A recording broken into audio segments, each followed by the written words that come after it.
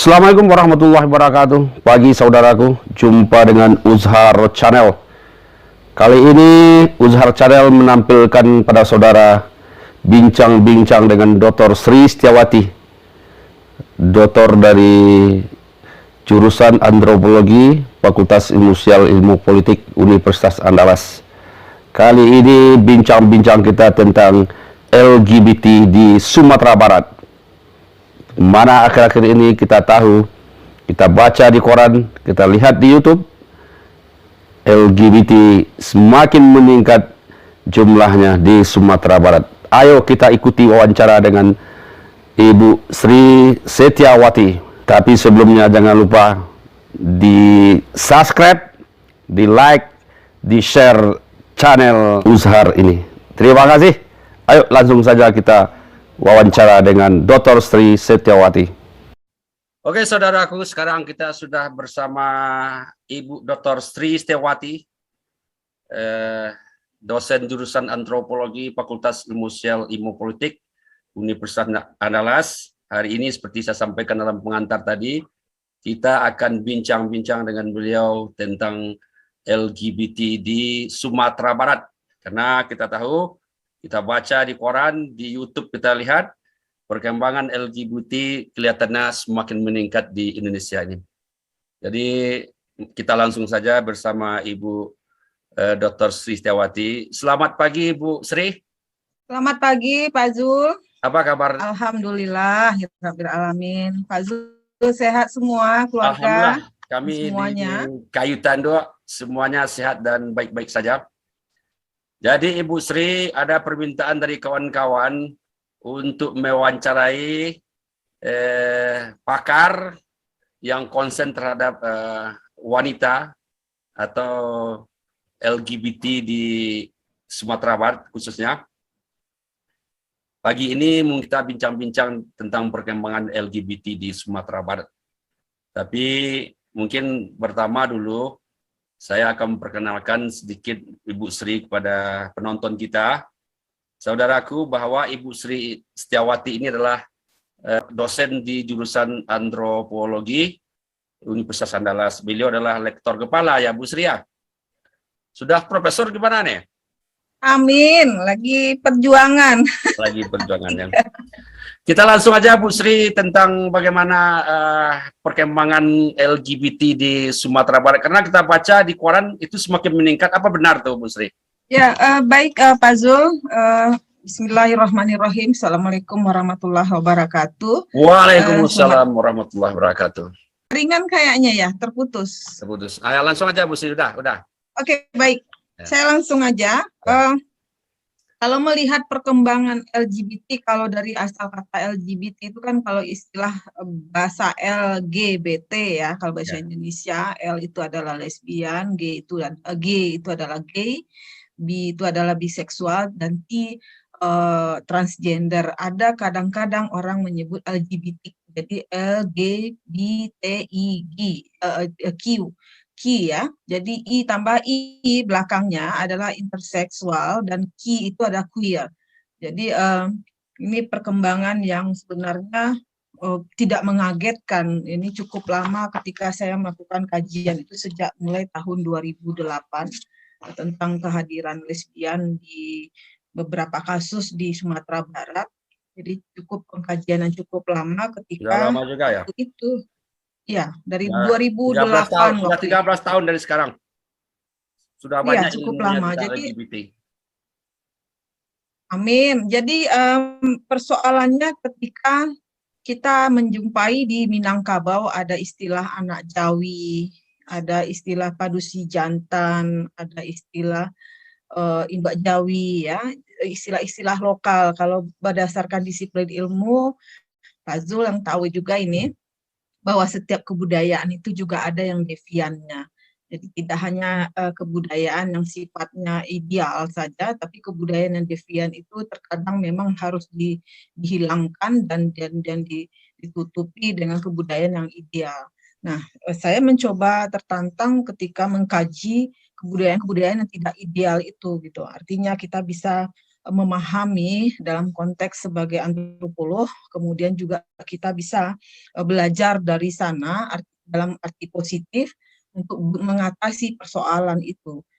Walaupun ada beberapa pandangan itu akan impossible untuk mengatasinya karena berkaitan dengan perilaku manusia yang kalau dari zaman Rasulullah itu memang sudah ada dari dulunya. Ya. Tapi walau bagaimanapun kita mencoba mengatasi untuk generasi anak-anak kita, generasi muda terutama dan generasi yang akan lahir nantinya. Nah, untuk mengatasi seperti itu. Jadi mempelajari LGBT bukan berarti kita akan memperkembangkan ilmu LGBT dalam arti perkembangan LGBT sendiri secara tapi artinya ada positioning kita sebagai seorang pengkaji antropolog dalam arti terapan applied gitu. Jadi ilmu kita lebih bermanfaat kepada kemaslahatan umat di dalamnya. Jadi untuk memperingatkan kepada orang tua, kepada masyarakat, tokoh-tokoh adat dan agama. Dan dari teman-teman cukup mengagetkan. Ada Jadi kita belajar itu untuk kepentingan menekan ya, bisa menekan perkembangan LGBT sebenarnya ya. Bisa dipakai. Iya, kita memberi warning kepada keluarga terdekat kita. Kadang-kadang kita tidak sadar bahwa ada bagian dalam keluarga kita yang kita bisa antisipasi dari awal. Ya, jadi ketika kita punya pengetahuan tentang dunia LGBT itu, kita bisa memahami dan mengatasi persoalan-persoalan yang kita bisa minimalkan untuk itu dari lebih dini untuk itu. Ya. Itu Pak Zul. Ya. Terus tadi kan Ibu Sri bilang ada istilah-istilah lokal itu khusus di kalangan LGBT. Itu secara endemik ya. Jadi setiap kebudayaan itu punya itu. Kebudayaan yang devian itu. Jadi ada di Sulawesi calalai, calabai, ada bisu ya. Jadi kehadiran ini kategori kalau secara seksualitas itu ada tiga hal ya. Ada yang homoseksual, kemudian ada yang heteroseksual. Heteroseksual yang orientasi seksualnya antara laki-laki pada perempuan. Kemudian kalau homoseksual yang sejenis ya. Dan ada biseksual. Biseksual itu trans antara dua. Jadi dia orientasi seksual dan stimulan rangsangan secara seksual dia lebih suka kepada dua sisi, kepada perempuan juga, kepada laki-laki juga. Nah, kategori yang ideal itu adalah heteroseksual, ya, secara agama, secara norma itu adalah heteroseksual. Tapi secara beberapa temuan kebudayaan juga akan hadir yang homoseksual itu. Nah, kategori homoseksual itu masuklah di dalamnya lesbian, ada biseksual, ada transgender, ada gay di dalamnya, dan banyak lagi istilah-istilah yang baru yang luar biasa perkembangannya karena ini kondisi teknologi yang sudah mulai terbuka dan media sosial yang sudah open. Istilah kalangan LGBT namanya coming out from the closet istilahnya. Jadi coming out dalam tanda kutip mereka mulai memperlihatkan siapa diri saya gitu loh. Tidak hal yang tabu. Istilah LGBT itu kan sangat familiar di telinga masyarakat ya. Tapi bisa enggak dijelaskan sedikit tentang istilah-istilah dari LGBT itu? Ya, kan ada yang L itu Pak Zul, L itu adalah lesbian. Jadi orientasi seksual stimulan perempuan kepada perempuan yang sejenis. Jadi ini suka sama perempuan. Ya. Jadi rangsangan atau stimulan mereka kepada orientasi seksual mereka. Ini kan orientasi seksual, ya. Dan yang kedua kalau bi itu dua. Jadi dua perempuan yang menyukai laki-laki juga, tapi dia juga menyukai sejenisnya. Atau juga laki-laki yang menyukai laki-laki dan laki-laki juga menyukai perempuan. Nah, kemudian gay itu adalah kaum yang laki-laki yang menyukai laki-laki. Gay. Kemudian T itu adalah transgender. Transgender itu sebenarnya trans ya, dalam posisi mereka yang belum menetapkan posisi secara ekspresi gender mereka dan orientasi seksual mereka gitu loh.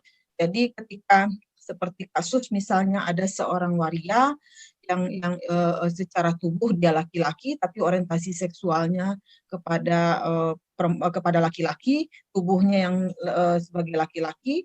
Nah, itu dia akan selesai ketika dia operasi. Kalau dia operasi menjadi perempuan dan dia menyukai laki-laki, itu udah tidak transgender lagi. Tapi kalau dia belum operasi alat kelaminnya dan tapi dia merasa diri dia perempuan, itu trans atau sebaliknya juga gitu. Jadi transgender itu kan trans antara orientasi secara konstruksi di dalamnya yang tidak apa dengan alat kelamin yang mereka miliki gitu. Nah, ada inter itu hampir sama sebenarnya dengan trans ya.